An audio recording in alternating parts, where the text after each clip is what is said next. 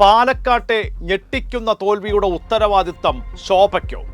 അല്ല എന്ന് ആണയിട്ട് പറയുന്നു എൻ ശിവരാജനും പ്രമീള ശശിധരനും. ശോഭയെ പ്രതിയാക്കാനുള്ള നീക്കം 8 നിലയിൽ പൊട്ടി. അപ്പോൾ തോൽവിക്ക് കാരണം എന്ത്?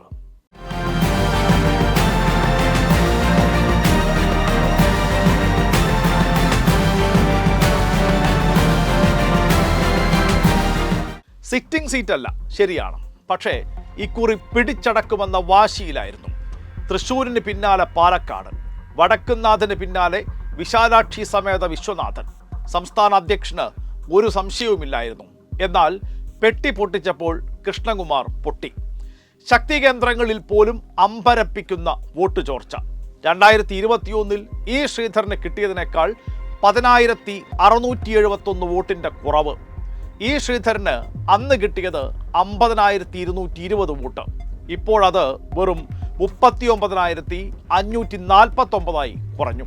സംഘടനാ സംവിധാനം ഒട്ടും ശക്തമല്ലാത്ത ചേലക്കരയിൽ കെ ബാലകൃഷ്ണൻ പോലും 21.49% വോട്ട് പിടിച്ചപ്പോഴാണ് സംസ്ഥാന അധ്യക്ഷൻ നേരിട്ട് നേതൃത്വം നൽകിയ പാലക്കാട്ടെ തിരിച്ചടി. സുരേന്ദ്രന്റെ രാജിക്കായി മുറവിളി ഉയരും എന്നുറപ്പ്.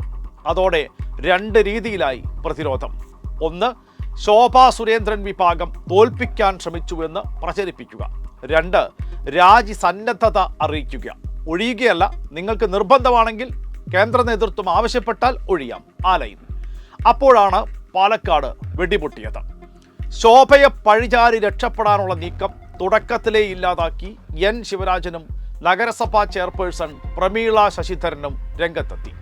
തോൽവിക്ക് ഒറ്റ കാരണമേ ഉള്ളൂ, അത് സ്ഥാനാർത്ഥി നിർണയം മാത്രം.